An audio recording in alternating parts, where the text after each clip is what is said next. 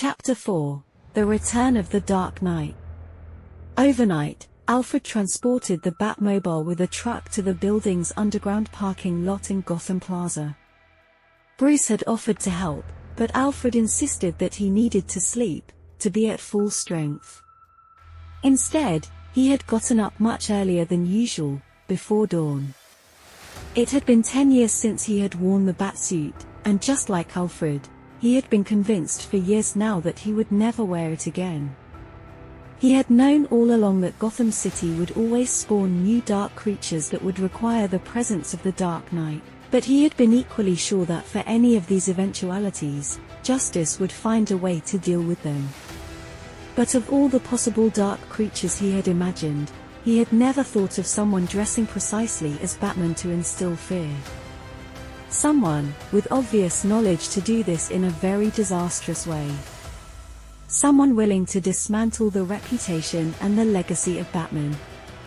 To eradicate the symbol that for many citizens of Gotham still meant hope for justice, where ordinary justice was insufficient.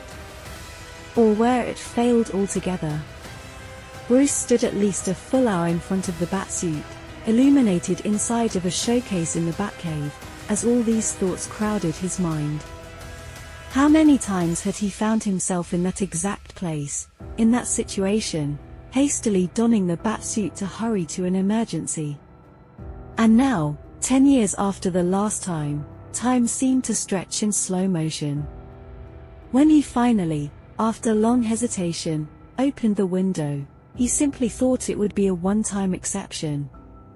But as he began to put on the Batsuit, a sense of familiarity pervaded him after a few seconds. What if those 10 years had been nothing more than an intermission? Ultimately, he found himself 2 hours before the mayoral address in the underground garage of Gotham Plaza, seated inside the Batmobile. Monitoring every detail of Gotham Plaza through the car's displays, he was immersed in vigilance. Meanwhile, Alfred had returned to the Batcave, overseeing the entire of Gotham Plaza.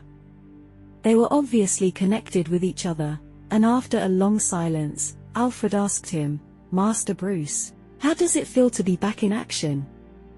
And Bruce, "I hope to be able to answer that this evening, sitting comfortably in front of the fireplace, talking about some sporting event, which turned out to be the most significant occurrence of the day."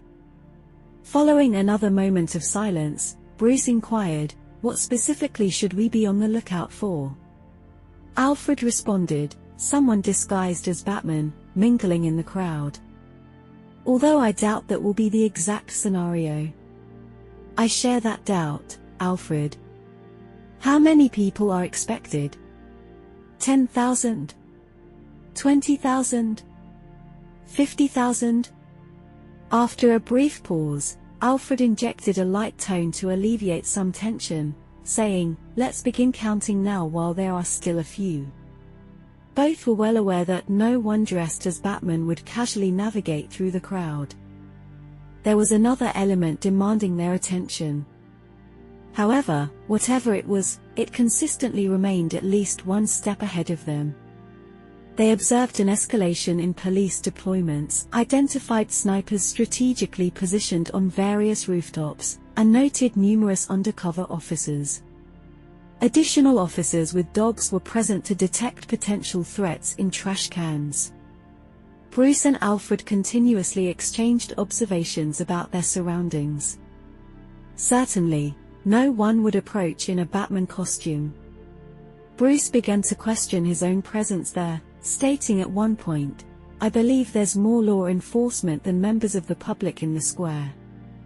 After a brief pause, Alfred responded, "Nevertheless, the madness of one single criminal would be enough to catch some completely unprepared, and terrorize the others."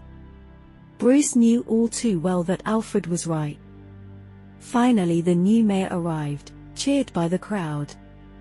Here is their illusion of a new beginning. Still, I'd like to believe it this time, thought Bruce. After a long applause, the newly elected mayor began his speech. Nothing new, yet he conveyed an energy, a resourcefulness that his predecessors lacked. Bruce followed the speech with interest, not losing sight of any detail of Gotham Plaza.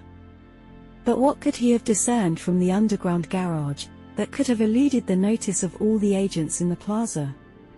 Suddenly, his concentration was disrupted by the most astonishing revelation he could fathom.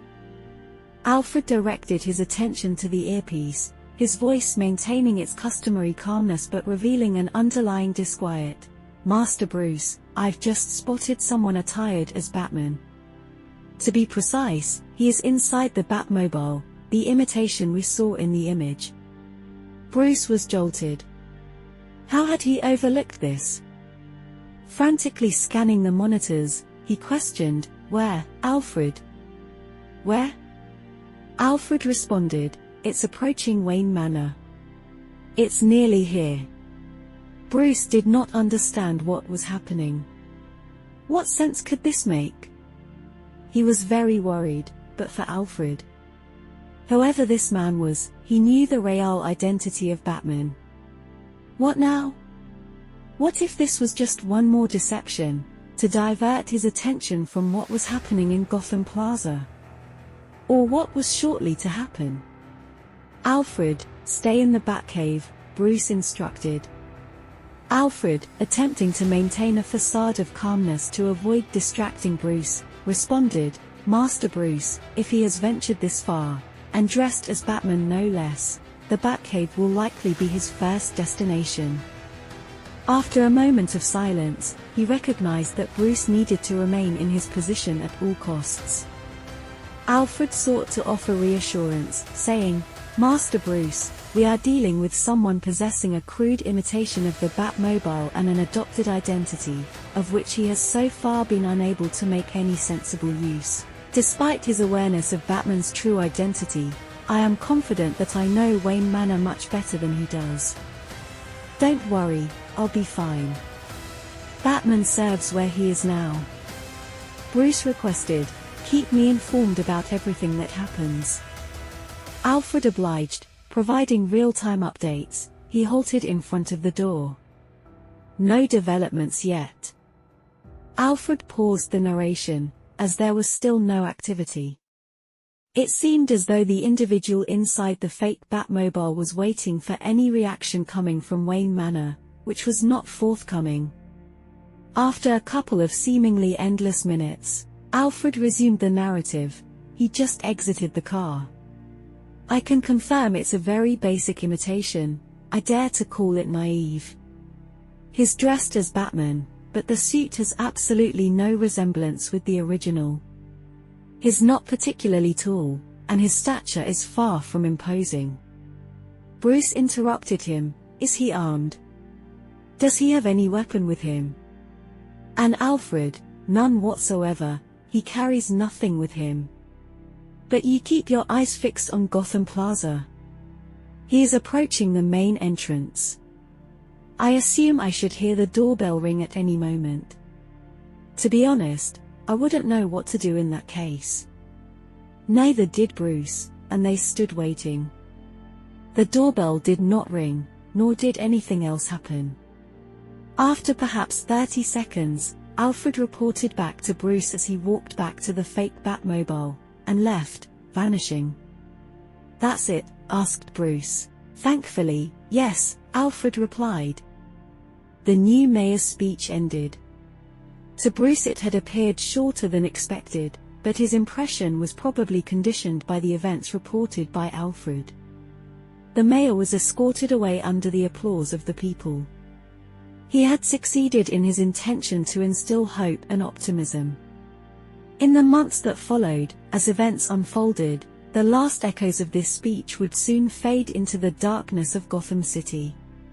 The plaza began to empty in a quiet and orderly fashion. The security agents were still at their posts. After a long silence, Bruce said, "Alfred, I'm going home." "All right, Master Bruce. I'll arrange to retrieve the Batmobile tonight." And after a short silence, Alfred added, "I just went outside, in front of the door. When you come back, I'll have to show you something. In fact, you'll notice it yourself." Bruce did not ask what it was.